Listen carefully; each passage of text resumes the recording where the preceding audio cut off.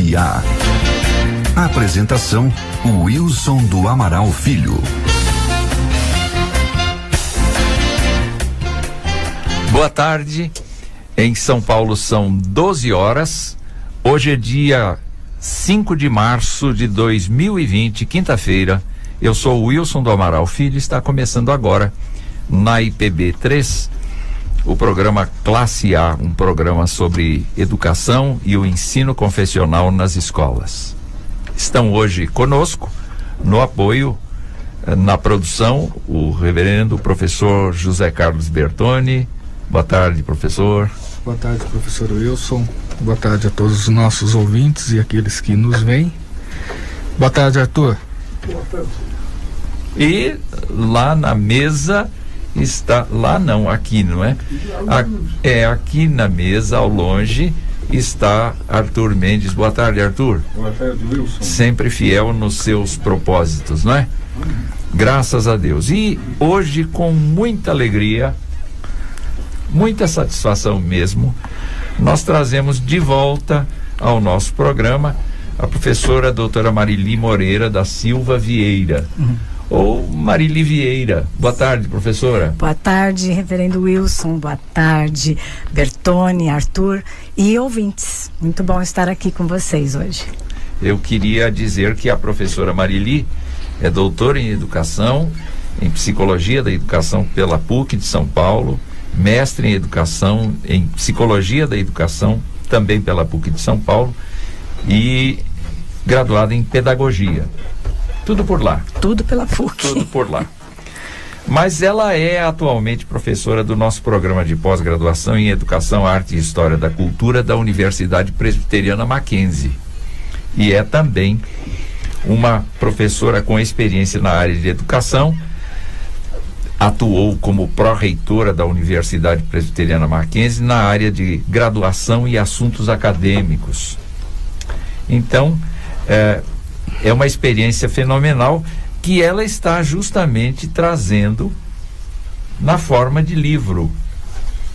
E esse livro, então, trouxe para todos nós a curiosidade de ouvi-la a respeito desta obra. O Arthur vai mostrar na câmera para você. E já eu vou dar os endereços pelos quais você pode nos acessar. Olha lá, Coordenação Pedagógica, esse é o nome da obra, de professores e a gestão dos sentimentos em processos de inovação. É um tema muito interessante, exatamente por conta do fato de que nós estamos vivendo a cada dia que passa uma situação complexa na docência e na coordenação dos docentes. Então eu queria só comentar com você. O Arthur vai colocar os enderecinhos na tela agora. Eu estou fazendo você trabalhar, não é, Varão? É isso mesmo. Então, você pode falar conosco pelo WhatsApp 11 94713 4594 e pode ver o nosso programa pelo facebook.com/ipb.org.br.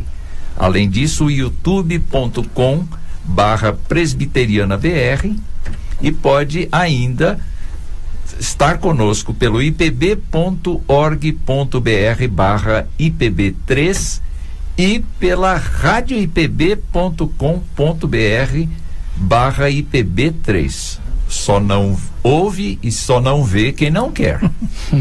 Não é? Mas nós estamos muito alegres por essa oportunidade de estar juntos, Marili, e nós entendemos que este livro, na verdade, é fruto de uma experiência pessoal. Não é uma teoria simplesmente, mas é uma história de vida. Isso. É um retrato da sua própria ação em uma escola particular, não é? Então, e justamente naquela ocasião, diz o texto aqui preparado pelo Bertoni, que os professores precisavam implantar um trabalho pedagógico alinhado com os parâmetros curriculares nacionais de 97. Como é que foi essa experiência? Como coordenadora, eu vivenciei essa implantação dos parâmetros curriculares nacionais com os professores de 5ª e 8ª série. Ok. E foi uma experiência extremamente rica, porque nós tínhamos que ajudar os professores a repensarem as concepções de ensino deles. Nós estávamos trabalhando numa escola centenária e de tradição e em alguns aspectos também tradicional no seu ensino. Entendi. Então, trazer alguma coisa nova, trazer uma concepção de educação diferente, como os parâmetros colocaram, exigiu dos professores e de minha parte muito estudo, muita reunião de troca de informações, muita leitura, para que a gente pudesse ir aos poucos implementando essas mudanças. Paralelamente a isso, inclusive eu falo isso no livro, a escola como um todo, cada coordenador com o seu segmento estava também trabalhando em ressignificar o projeto pedagógico da escola.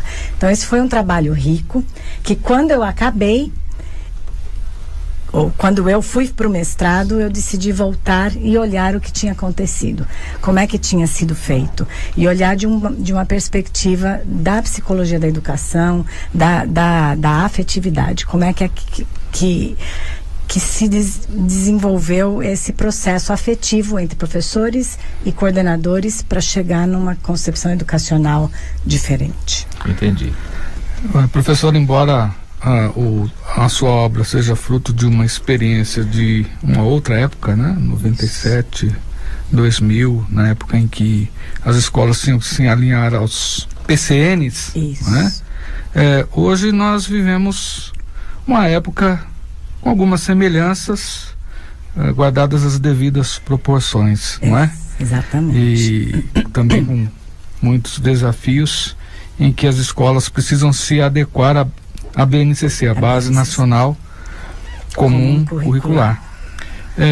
Diante disso, quais são os paralelos que podem ser estabelecidos com relação ao que aconteceu lá no passado, né?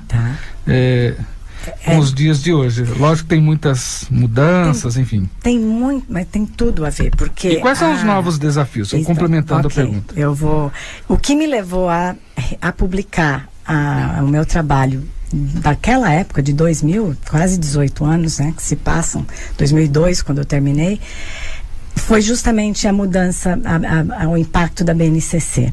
Os professores vivem o mesmo tipo de sentimento, algo novo que vem com uma força de lei que eles têm que cumprir, e eles têm que mudar as formas de praticar, e eles têm que rever o planejamento. A escola como um todo está tendo que se rever, todos os segmentos, ensino médio, educação infantil ou fundamental, e isso está gerando, você começa a ouvir os ruídos, né, das falas dos professores, está gerando medo, insegurança, muita críticas muitas vezes eu acho plausíveis, mas muitas críticas. Então o desafio para esse professor hoje é o mesmo da época que foi implantada a PCN. Ele tem que trabalhar com algo novo, algo que ele não foi preparado para fazer. Isso atrelado, eu acho que hoje, mais ainda do que naquela época, há um jovem que tem uma criança que tem um jeito completamente de pensar e de lidar com as informações. Ele tem muito mais acesso à mídia, à hipermídia, ele tem muita informação e ele traz isso para a sala de aula, e isso impacta também a ação do professor. Então, uma série de desafios. São desafios pedagógicos que ele tem que enfrentar, rever concepções de ensino, por vezes entrar em contato com uma exigência de lei que não combina com a concepção de educação que esse professor tem, e isso gera também conflito e necessidade de achar esse meio termo para conseguir fazer aquilo que você acha correto e ainda cumprir com a BNCC. Então, eu acho que o desafio é grande, fora a tecnologia. Eu acho que o desafio da tecnologia na sala de aula também. As mudanças ainda hoje são muito mais rápidas do que naquela época. Naquela época rápidas. A gente já tinha um computador, estávamos começando com a internet, os primeiros celulares estavam surgindo, mas não era para qualquer um, né? Agora hoje tudo isso está atrelado num dispositivo único que você carrega. Geralmente é o primeiro presente que um pai dá para uma criança. Isso. Nos dias de hoje, né? Que tristeza. Pois é. Podia dar uma bola, podia dar uma boneca, mas eu fico imaginando na sua fala essa imposição que o Ministério da Educação, por exemplo, ao tratar de uma política pública de nivelamento ou de tentativa de nivelamento dos conteúdos programáticos e da instrução para o país como um todo, que tipo de peso isso provoca no professor. Mas eu fico olhando para o coordenador pedagógico e vejo que esta pessoa não precisa necessariamente entender de cada aspecto programático profundamente, mas ele tem que ter uma visão do todo, e dentro das aulas que ele dá, ele tem que ser o máximo.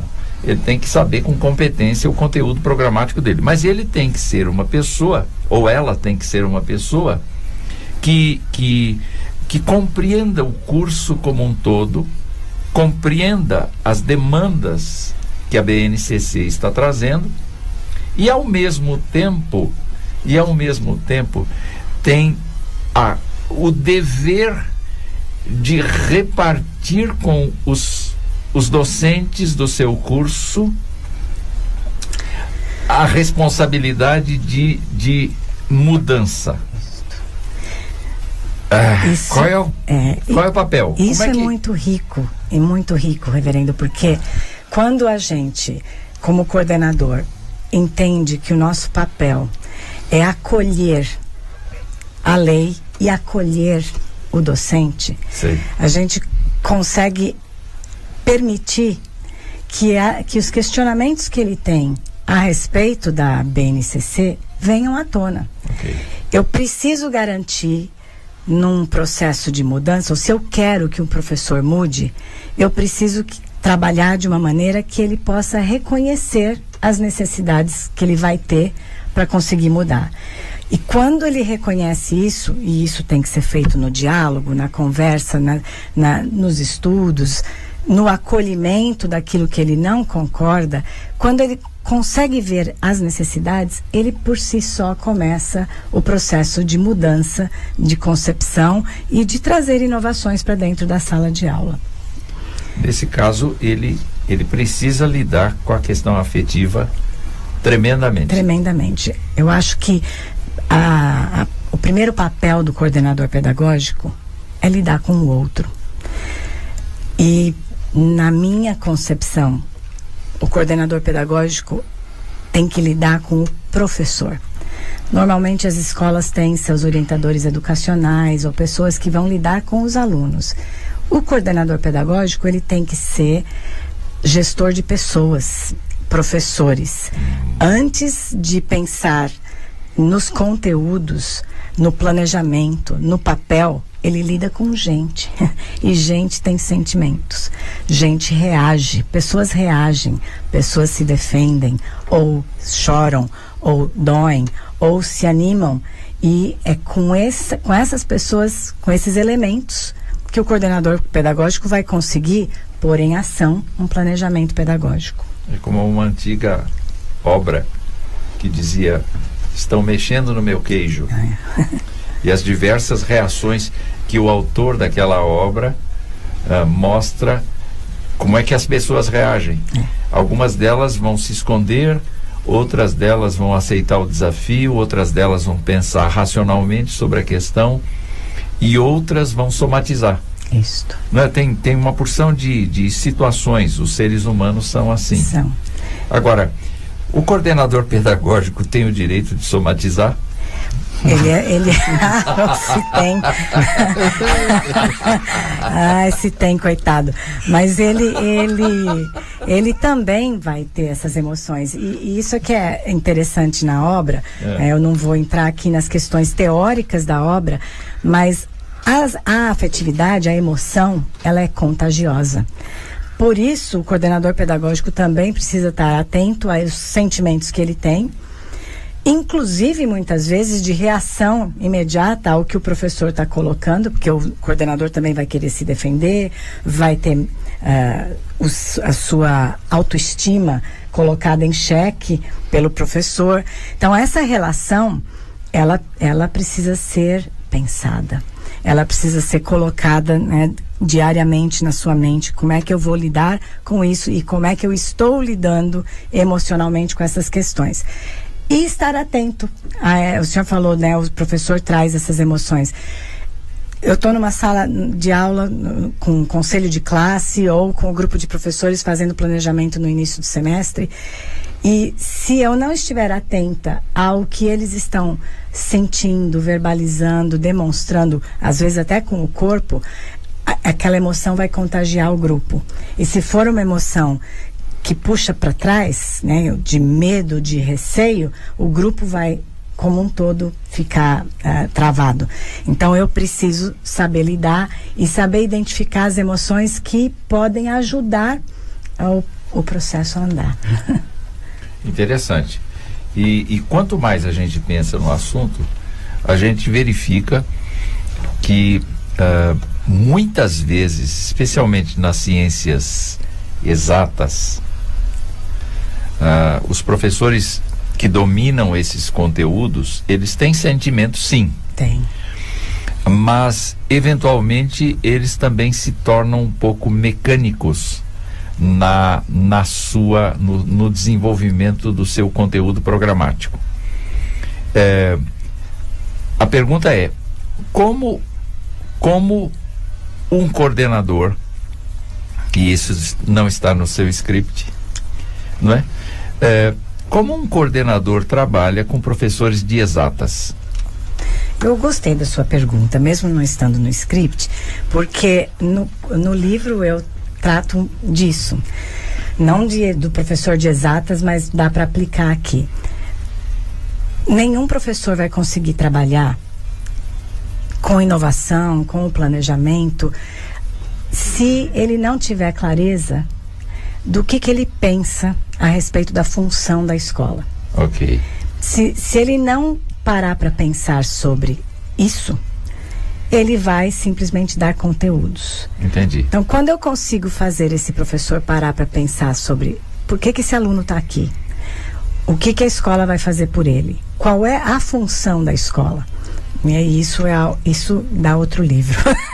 Isso dá outro livro, né? Mas qual é a função da escola? Quando ele começa a pensar isso, ele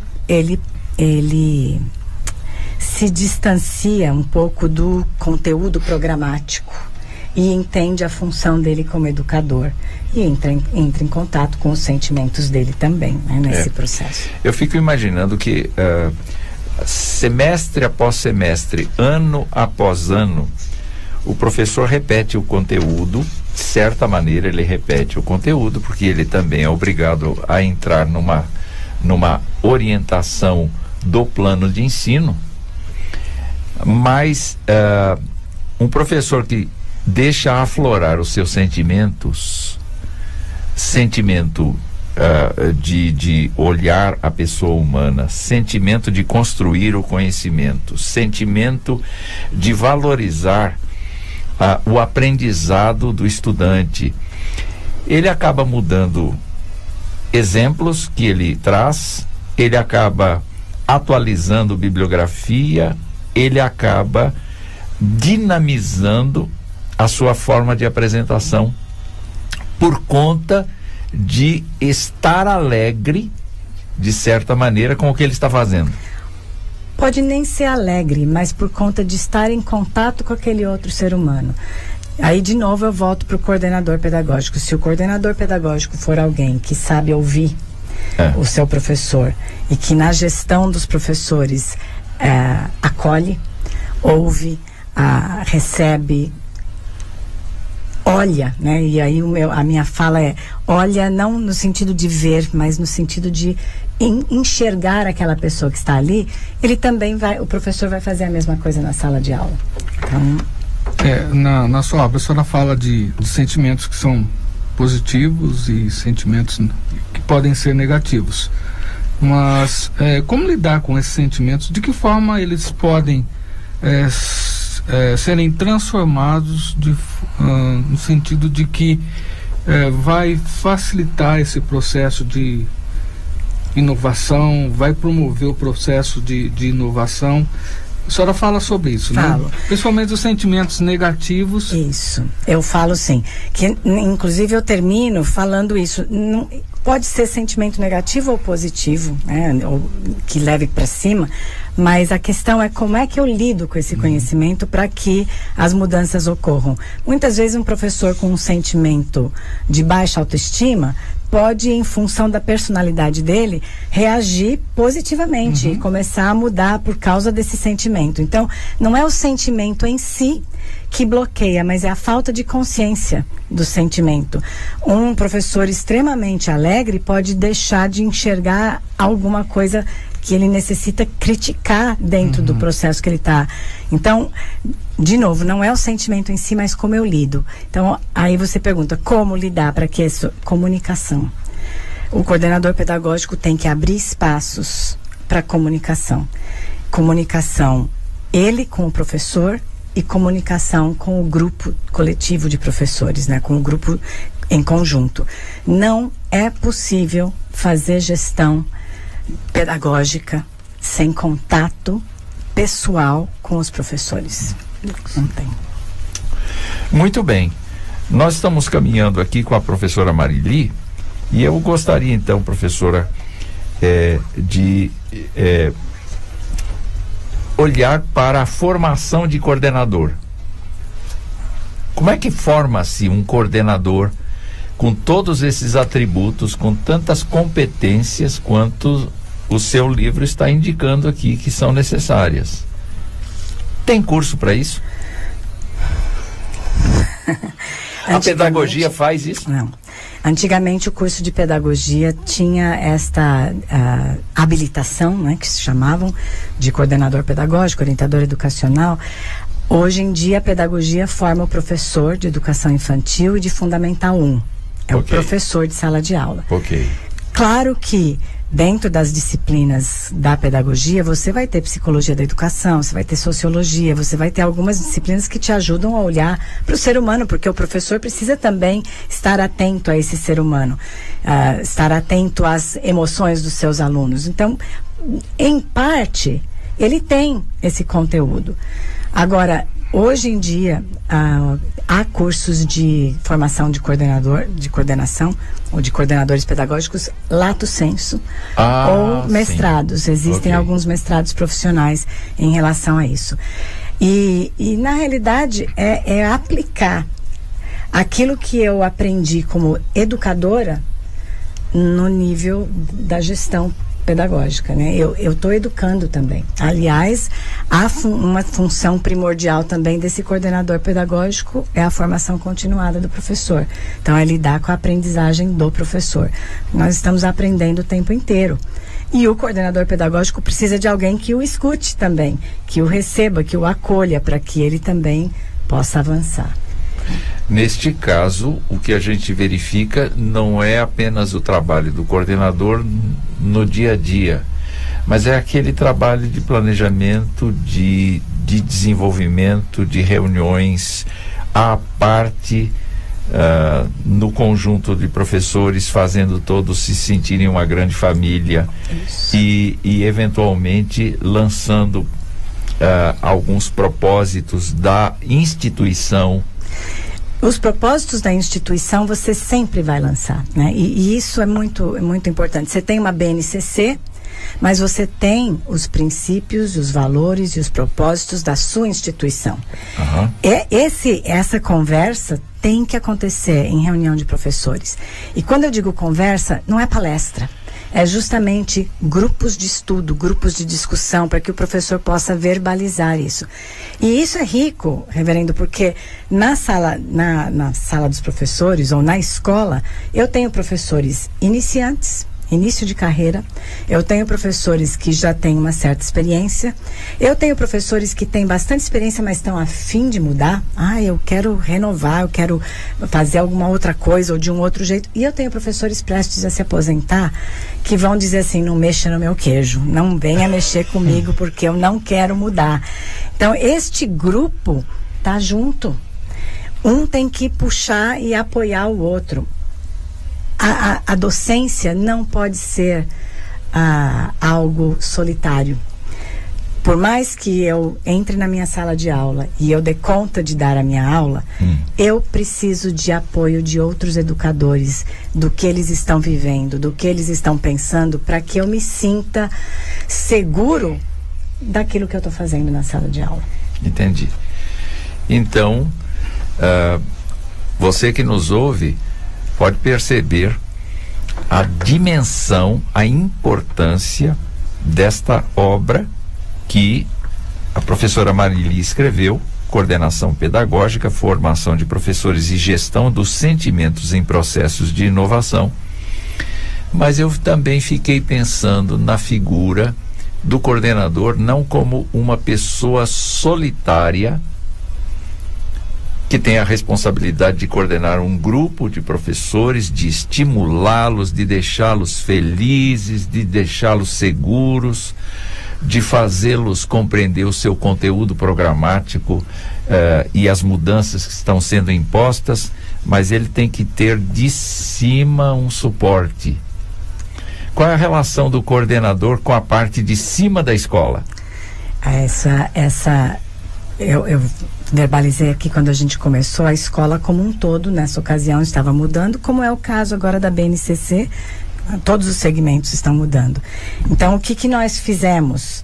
Nós tínhamos uma coordenadora pedagógica geral que coordenava os coordenadores e nós tínhamos reunião semanal para também estudarmos e conversarmos sobre o que estávamos desempenhando dentro dos nossos segmentos. Ok. Tá? Então, essa relação, ela acontecia semanalmente, inclusive com o diretor da escola.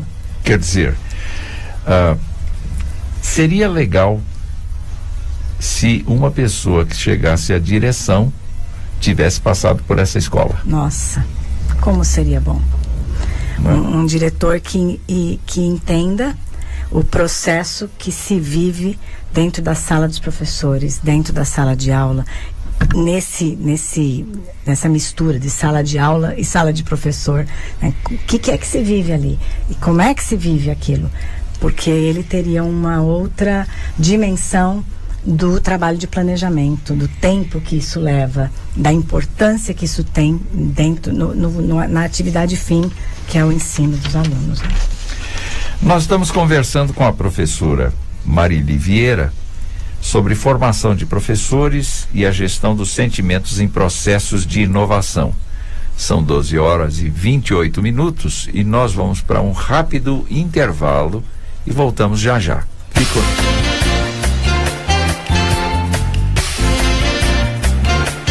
Você está ouvindo Classe A com Wilson do Amaral Filho. Eu sou presbiteriano por causa da nossa base doutrinária, sólida, firmada nas Escrituras, consistente. Eu sou presbiteriana porque a soberania de Deus me levou para uma igreja presbiteriana, onde eu pude ouvir o Evangelho de Cristo na forma amorosa da igreja presbiteriana. Eu sou presbiteriano porque a igreja presbiteriana é uma igreja bíblica, equilibrada. O Instituto Presbiteriano Álvaro Reis, mais conhecido como IMPAR, foi fundado em 1910. É uma instituição que apoia crianças e adolescentes em situação de risco social. Sua missão é contribuir para que as crianças e adolescentes possam desenvolver todo o seu potencial como cidadãos, incluídos socialmente através da formação educacional, esportiva e cultural. Venha conhecer o IMPAR, Rua Edgar Werneck, 846, Rio de Janeiro. Esperamos por você. Informações www.impar.org.br. Seja um colaborador desta obra e faça par com o IMPAR. Você está ouvindo IPB3, a rádio com imagem.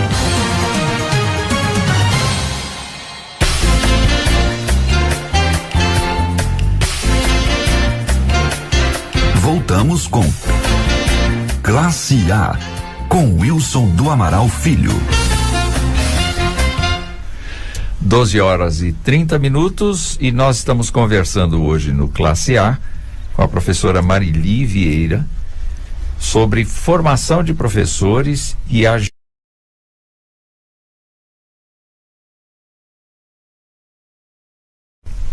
e este assunto está baseado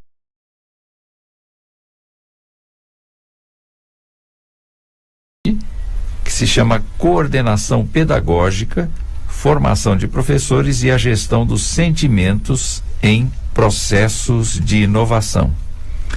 E nós temos um recado para você do professor Bertoni. Sim, nós queremos informar aos nossos ouvintes que todos os programas, pelo menos aqueles que nos foi disponibilizado, a grande maioria, estão disponíveis no site da Associação Nacional de Escolas Presbiterianas. Podem ser assistidos novamente, né, por meio do site. O endereço é anep-ipb.org.br. Ali temos também informações sobre a coleção Clerecer, que é um material produzido pela ANEP para o ensino religioso e ética. Então, temos informação sobre a coleção. Também temos aqui documentos que podem ser baixados para abertura de novas escolas. Então, orientações precisas sobre como abrir uma escola confessional presbiteriana. Então, visitem o nosso site, além de outras informações interessantes que nós temos lá. E explorem todo esse material que está disponível não só para os nossos associados, mas todos aqueles que querem se beneficiar da educação confessional.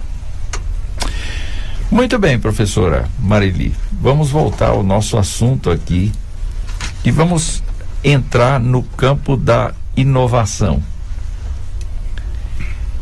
Inovação é a mesma coisa que atualização?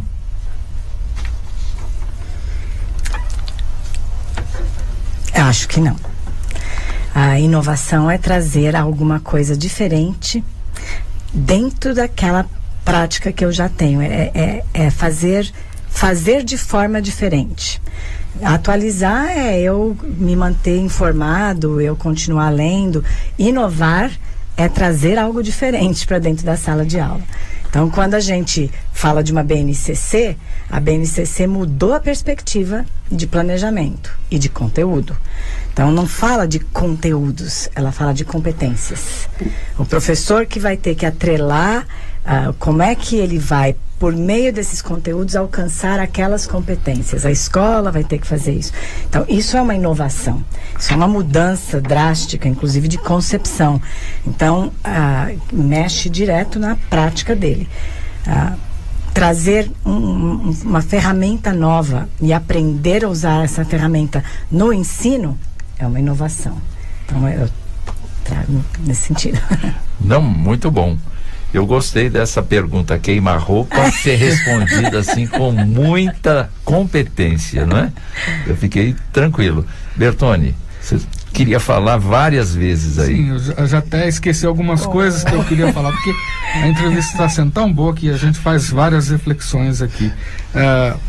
Eu pensei, me lembrei que o foco da BNCC é muito diferente do que da proposta das PCNs, não é, professora? Completamente diferente. Então, na realidade, as PCNs, eu lembro na ocasião, nós estávamos uma das queixas grandes dos professores era que ela não trazia conteúdos, né? Eles estavam acostumados a ter os conteúdos mínimos que eles tinham que ensinar. As PCNs traziam concepções das diferentes áreas do saber que esses professores tinham que trabalhar. E eles ficavam lá desesperados, mas cadê os conteúdos? Eles iam para os livros didáticos para puxar a lista de conteúdos.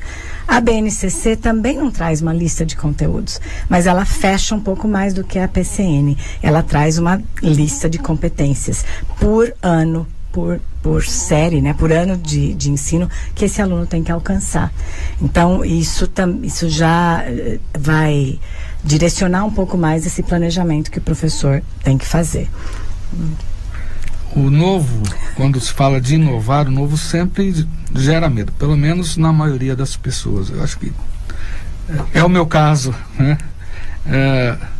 Você está confessando público? Não, mas é a questão da individualidade de cada um, né? Eu me lembro de um curso que eu ministrava tempos atrás e que fala da forma como que as pessoas se relacionam com o meio, com os outros. Eu particularmente sou uma pessoa muito estruturada, eu gosto muito da rotina, eu tenho dificuldade com o que é novo, isso me dá medo. Desestabiliza, né?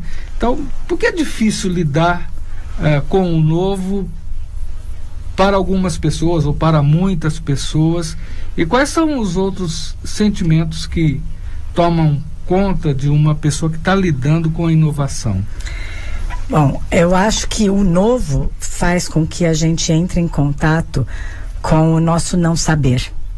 E ao perceber que você não sabe tudo, isso dá insegurança, dá sensação de baixa autoestima, né? Põe você em xeque, você poderá correr o risco de se equivocar ou de errar na frente de alunos ou na frente de colegas, e aí você se expõe, e isso dá medo, né? Medo de perder o controle, medo de perder o controle, medo de se expor, medo de se sentir e de ser visto como incapaz. Então a pessoa tende a se proteger diante do novo, me deixa quieto aqui. São poucas as pessoas que vão buscar coisas novas, né, na vida. Isso significa que um professor ou uma professora precisam necessariamente ser extrovertidos? Não, eu não acho que tem que ter essa característica obrigatória para um professor, até porque os nossos alunos precisam aprender que tem pessoas com diferentes personalidades, igual eles têm diferentes personalidades. Então, eu posso ter um professor mais introvertido que vai ser apoio para o outro grupo que vai trazer a inovação. Ele vai buscar os textos, ele vai ler, ele vai discutir, ele vai problematizar, ele vai levantar os pontos que são conflituosos dentro daquela inovação que precisa estar. Então, é por isso que é o grupo, é por isso que eu falo o tempo inteiro, é o grupo, e o grupo tem que poder se comunicar, tem que poder falar. Eu acho que a chave dessa coordenação pedagógica focada em sentimentos que possam promover inovação sempre é a comunicação, a possibilidade de falar. A senhora fala também da reflexão sobre os sentimentos, não é? Dar nome aos sentimentos. Eu lembrei de um texto bíblico aqui que me acompanha, não é? Que diz assim: porque estás abatido a minha alma, porque perturbas dentro em mim, espera em Deus, pois ainda o louvarei, não é? Qual é a aplicação, reverendo? Sim, refletir sobre o sentimento da insegurança, do medo, nomear, porque eu acho que isso, né, para nós que somos de escolas confessionais, somos cristãos, Cristo fala, né, que a gente tem que levar ao Pai os nossos pedidos, a gente tem que verbalizar, porque quando a gente verbaliza, a gente toma consciência. Então, do mesmo jeito que Jesus, quando estava lá no Getsemane, pergunta para Deus: por que eu tenho que passar por isso, né? Passa de mim esse cálice. Passa de mim esse cálice. Ele verbaliza. Não significa que Deus vai mudar, né? Não significa que o Ministério da Educação vai mudar as regras, que a escola vai mudar os princípios, mas o professor precisa verbalizar. E precisa verbalizar sem medo de pelo menos para uma pessoa, que ele possa dizer: olha, eu estou pensando isso, eu estou com medo disso, porque quando ele verbaliza, ele consegue superar aquele momento. Então, agora, deixa entrar no campo da confessionalidade. Você trabalhou numa escola confessional naquele período que lhe dá inspiração para a sua obra. Sim. E recentemente você também atuou como pró-reitora numa escola confessional, que é o Mackenzie. Em que os valores cristãos contribuem para que um coordenador e um grupo de professores funcionem de maneira inovadora, de maneira estimuladora, de maneira que os alunos venham a lucrar com isso? Bom, o mais básico de todos é a Bíblia nos ensina a sermos honestos, a sermos respeitadores dos outros. E quando você pensa que nós somos todos falhos, todos nós, né? Todos somos caídos, então a capacidade de lidar com o outro, com o erro do outro, com as dúvidas que o outro tem, de uma forma acolhedora e não de uma forma acusadora, isso é cristão. E isso permeia, tem que permear as relações dentro da escola. É muito difícil, porque quando a gente está falando de escola, a gente não está falando de igreja, por mais que a escola seja confessional. Então, vai haver um momento em que um professor tenha que ser demitido. Errou, foi consequentemente errando, e você tem que trocar de professor. E isso gera medo de se abrir, né? Então, é claro que a gente vai viver dentro da escola, mesmo a escola confessional, um professor que se resguarda na verbalização, de fazer suas críticas ou de expor seus medos, porque ele também tem medo de ser demitido, ele tem medo de ser desligado do grupo, de destoar tanto que as pessoas chegam uma hora, é você que vai. Mas esse espaço de respeito, de acolhimento, de entender que qualquer coisa que vier a acontecer vai ser conversado, vai ser sempre tratado, e tratado com uma forma respeitosa, é característica de escolas confessionais. Eu presumo que num ambiente de escola confessional a gente tenha a necessidade, de certa maneira, de trazer esses valores, esses princípios para a tona. Sempre. Para constantemente utilizar desses valores e princípios, não é uma mera administração escolar. É necessário a gente trazer todos os dias essa carga, exatamente para que haja essa paciência, essa perseverança, esse estímulo, essa capacidade de encorajar, e eu falo do coordenador, de encorajar os seus docentes para não apenas se aperfeiçoarem, mas partirem para o novo sem medo das consequências. Porque a primeira experiência é 50% para lá, 50% para cá. Pode dar certo, pode ser uma coisa impressionante, pode ser uma coisa maravilhosa, encantadora, o professor sai da sala voando. Ele descobriu que aquela nova metodologia, que aquele jeito de abordar o tema da sua aula, ou então a reação que os alunos tiveram, é uma coisa fenomenal. Entretanto, isso pode ser exatamente o contrário. Ninguém compreendeu nada, ninguém aceitou nada, ficou muito difícil. O ponto é, o quanto vale, qual é o papel do coordenador no sentido de estimular, de encorajar o professor cuja experiência não foi tão boa.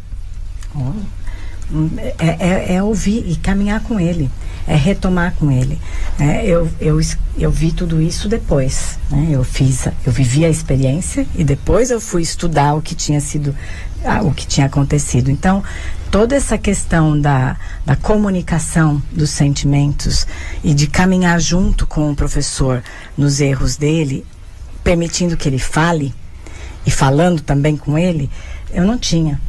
Eu era uma coordenadora como uma coordenadora. Eu imagino que eu era respeitadora e acolhedora na maioria das vezes, porque faz parte de mim. Mas a clareza de que eu tinha que ter um momento para esse professor poder dizer, eu errei e eu não sei fazer, vamos reconstruir juntos, eu não tive. E eu acho que esse processo de vamos fazer de novo, eu errei, eu quero fazer novamente, vamos tentar de novo, tem que acontecer, né? Tem que... Eu fazer um acréscimo, inclusive está num dos seus capítulos, a senhora menciona o processo de Burnout, que é o esgotamento profissional, né? E elenca vários fatores para isso, né? A minha pergunta era como que o coordenador pode ajudar o professor com esse processo, a enfrentar esse processo, né?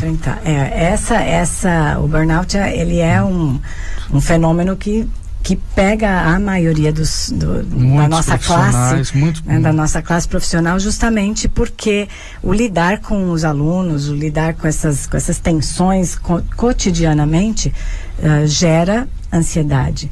E o professor, ele lida com o aluno, ele lida com o coordenador, ele lida com o pai, então ele tem uma série de questões que vão levá-lo a um esgotamento emocional.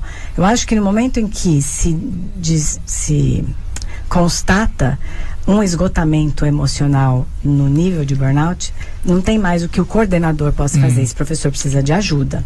E ajuda profissional, que não é o coordenador pedagógico que vai dar conta.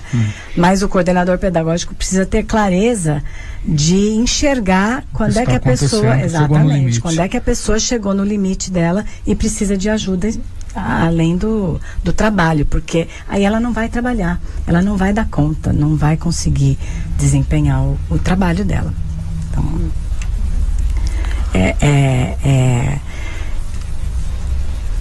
e eu tenho também como coordenadora que tentar evitar que esse professor chegue nesse nível de esgotamento. E aí, de novo, e eu não vou cansar de falar, isso só na fala, né, na possibilidade de sentar e conta pra mim o que tá acontecendo. E conta pra mim não porque depois eu vou te apontar o dedo e dizer que você errou. Conta pra mim pra gente ver como é que a gente pode te ajudar a superar esse processo. Legal. Entretanto, nós troca de passe aqui, né? Vamos apertando a Marili, que está indo muito bem, graças a Deus. Marili, vamos falar um pouquinho então. Já falamos que a confessionalidade ajuda um coordenador a lidar com docentes, porque dá conteúdo humano, conteúdo de princípios e valores, e isso faz com que, de fato, um coordenador seja muito mais equipado, além da psicologia, além das ciências sociais como um todo, porque esses princípios e valores cristãos tratam de verdade, justiça, gentileza, bondade, etc. Mas eu queria perguntar para você, e eu não sei se está dentro da sua obra ou não, mas como eu sou franco atirador, eu queria perguntar a respeito de qual seria, neste caso, o papel da avaliação. Porque nós não avaliamos apenas os alunos, mas a gente avalia no nosso trabalho de coordenação, a gente tem que avaliar professores e os professores nos avaliam. Isso. Quer dizer, eu vejo estas avaliações constantemente, porque eu tenho acesso a elas, ou já tive acesso a elas, e eu percebo claramente que chega um momento que você não diz o seu nome, mas você vai falar, vai apontar o seu coordenador, ou o seu coordenador vai apontar o seu professor, a sua professora.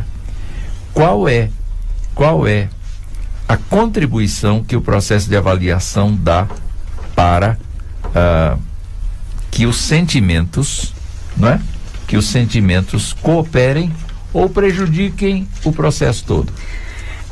Eu não trato no livro não, mas a experiência que eu vivi mais no final da minha gestão lá nessa época foi de fazer uma avaliação que a gente trazia os documentos que os alunos tinham, né, verbalizado, os documentos ao longo do ano das queixas que a gente tinha recebido ou dos elogios, e o professor fazia uma autoavaliação escrita também dos processos dele, e nós sentávamos os dois juntos para conversar.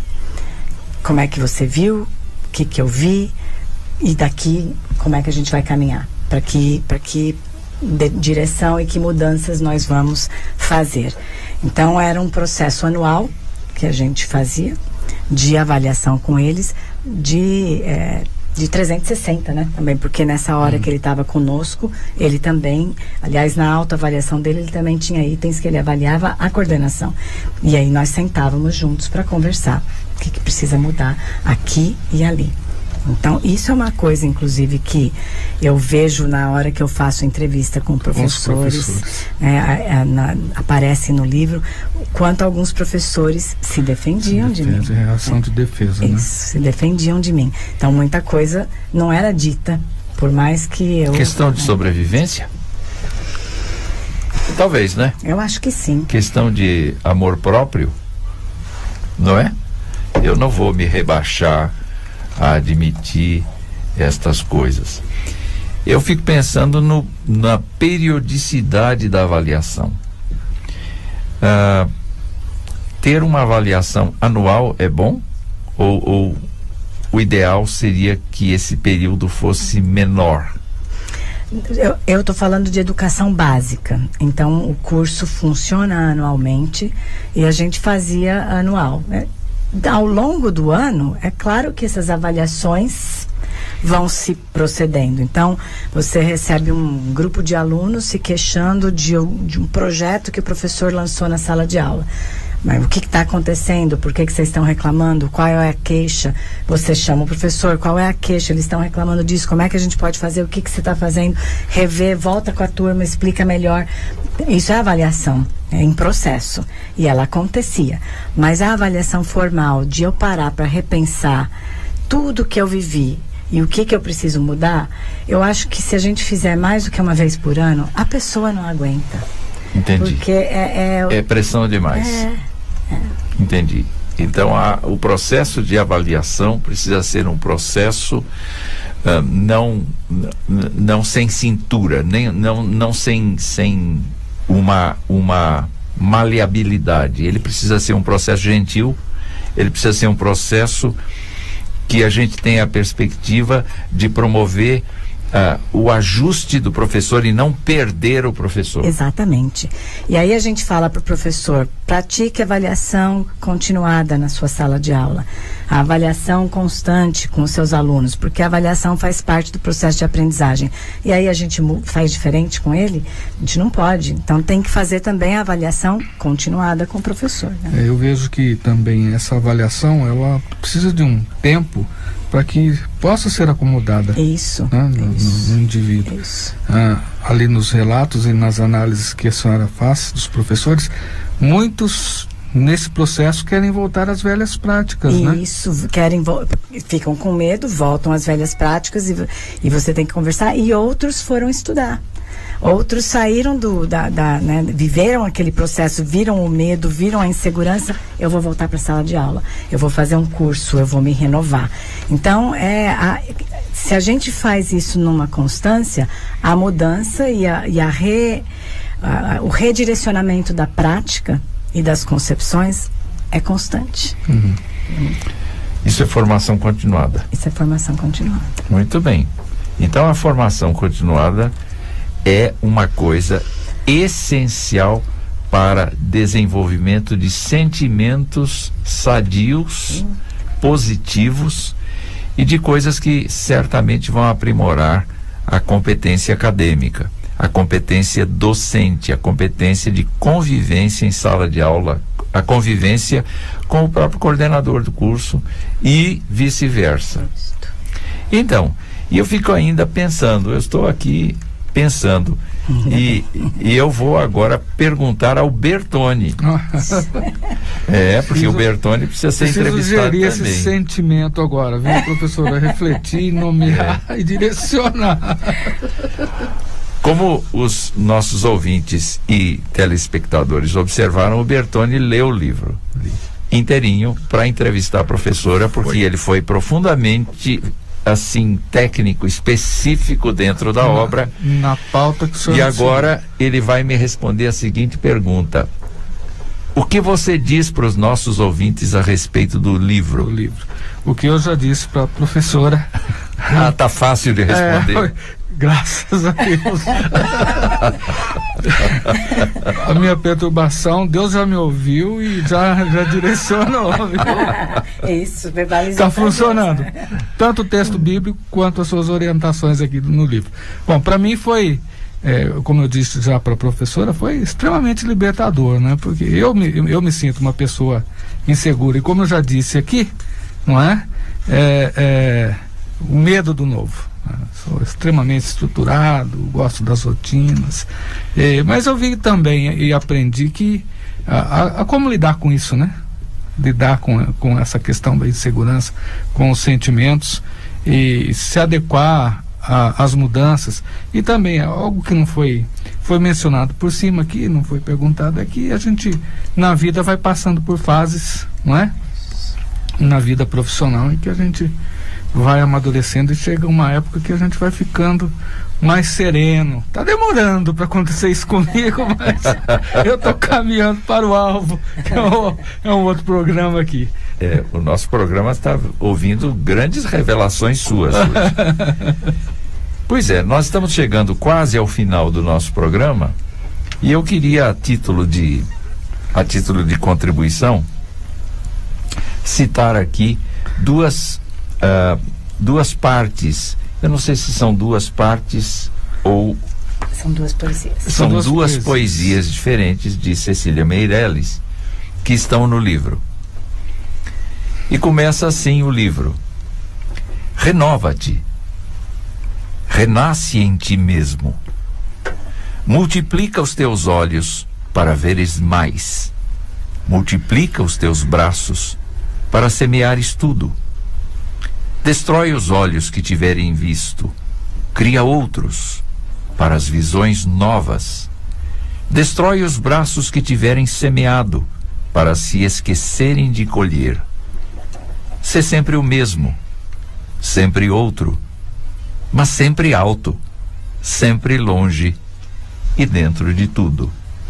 O que esta poesia significou para você? Eu gosto muito de Cecília Meirelles. E essa poesia, para mim, ela resume muito do que a gente trabalhou no livro. E as conclusões, inclusive, que a gente chega no livro. Porque eu tenho que olhar as coisas sempre de um jeito novo, para eu poder me renovar.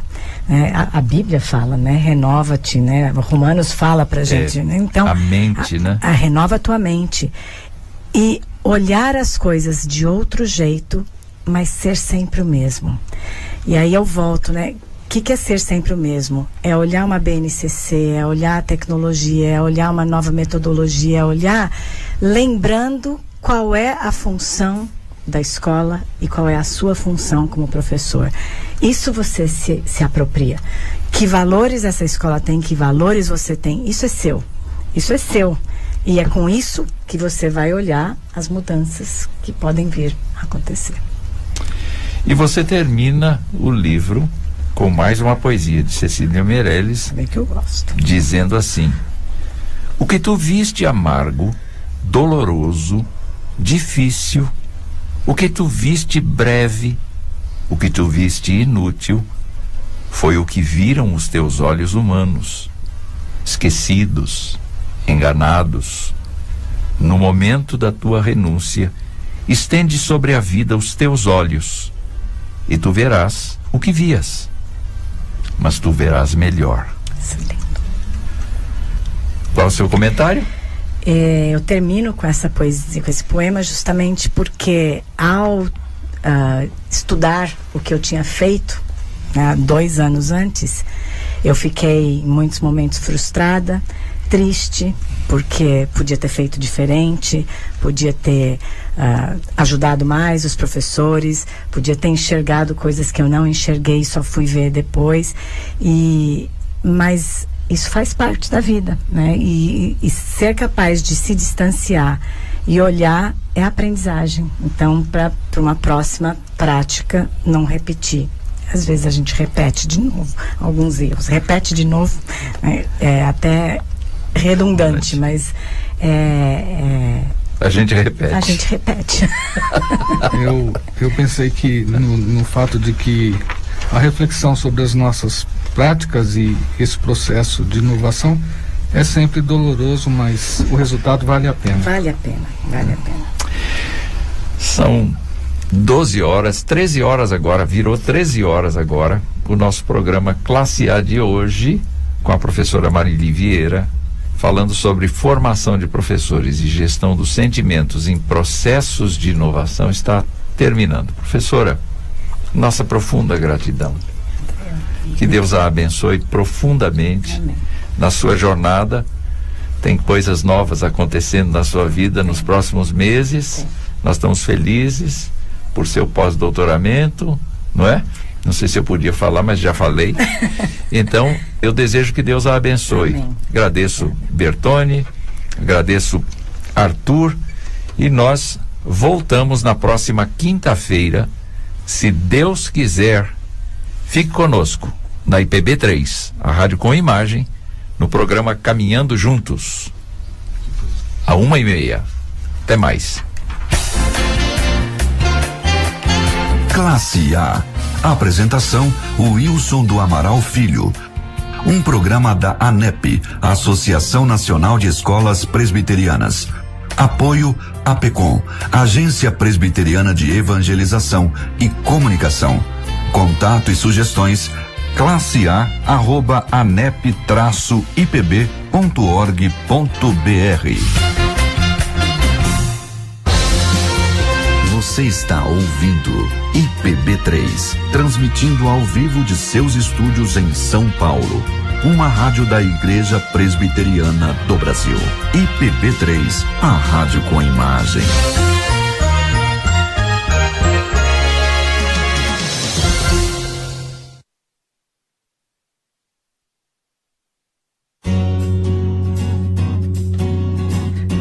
Em poucas palavras, um olhar sobre o mundo, a vida e a sociedade, à luz da palavra de Deus, com Augustus Nicodemos.